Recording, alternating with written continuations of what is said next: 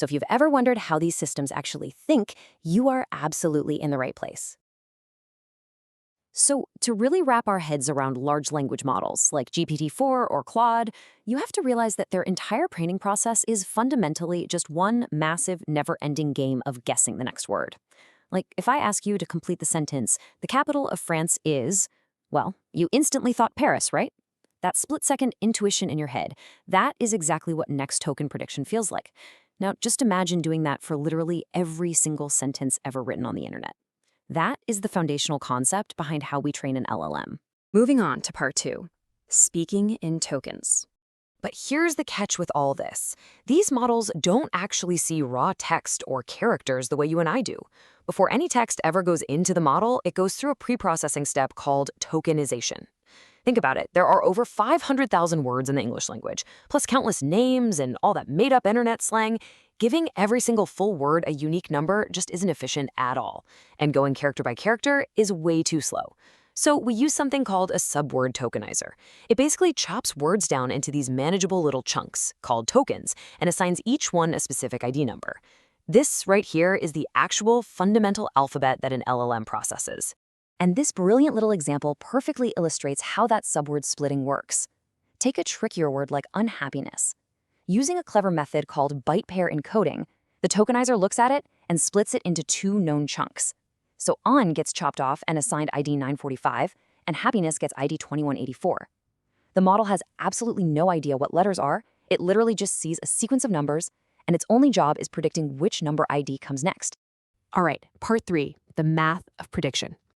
Okay, now that we know what the model is actually looking at, let's pop the hood and check out the real math driving this massive guessing game. When the model's neural network processes a sequence of tokens, its very last layer spits out something called Logits. Logits are really just a massive list of raw numerical scores.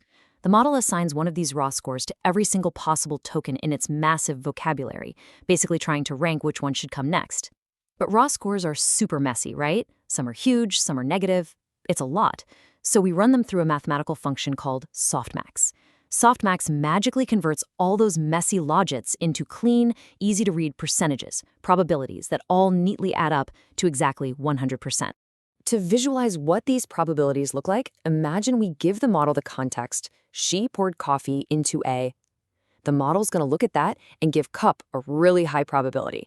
Maybe mug gets a medium probability, and something totally random like lake gets a probability of almost 0.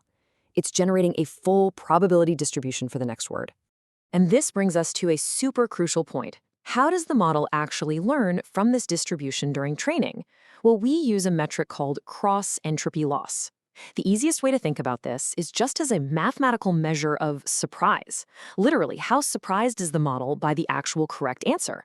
If the true next token was cup, and the model had assigned cup a super high probability, it's not surprised at all, so the loss is very low. But if it had confidently predicted lake, the loss score would absolutely skyrocket.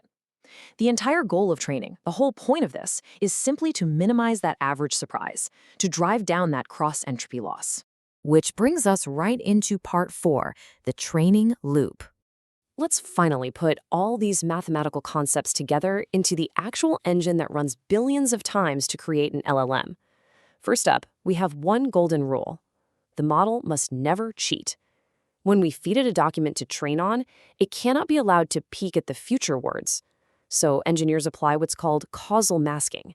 It basically acts like this triangular shield of zeros that physically hides future tokens in the data matrix. This forces the model to rely completely on the past context to make its prediction. No peeking allowed. So with that mask in place, the training loop runs in 5 simple steps. Step 1, feed the context tokens into the model. Step 2, get the model's predicted probabilities for that next token. Step 3, compare that prediction to the actual true next token in the text. Step 4, compute the cross-entropy loss to see exactly how wrong it was. And Step 5, backpropagate. That just means sending an error signal backward through the whole network to tweak all those little internal knobs. And then you just repeat that billions and billions of times. It sounds crazy, but this ridiculously simple loop is exactly what scales up into intelligence. And finally, part 5, how guessing creates intelligence. This is honestly the most awe-inspiring part of this entire explainer. How on earth does this basic repetitive math actually produce a world-class AI capable of writing complex code or passing bar exams? Well, it all comes down to what's known as the compression argument. The famous information theorist Claude figured out that accurately predicting the next symbol is mathematically identical to compressing data. Think about the Hutter price. It's this famous challenge to compress 1 gigabyte of Wikipedia text down to under 1 megabyte. Do you know what the absolute best compressors in the world are right now? Large language models. And the reason why is mind-blowing. Because to compress data that tightly, or to guess the next word that accurately, you can't just memorize strings of text. You literally have to model the underlying grammar, the historical facts, and the basic common sense rules of how the world actually works. It's genuinely fascinating to see how this proves the model builds an implicit world model entirely on its own. Just look at these prompts. For he threw the ball and it broke the, well, to predict window instead of cloud, the model has to implicitly understand physics, stuff like mass, velocity, and fragile objects. For after studying all night, she felt, predicting tired means it has picked up on human psychology and physiology. Nobody ever sat down and labeled this data with physics or psychology tags. The model learned the actual structure of our reality simply because understanding reality is the best way to get a lower loss score when predicting the next word.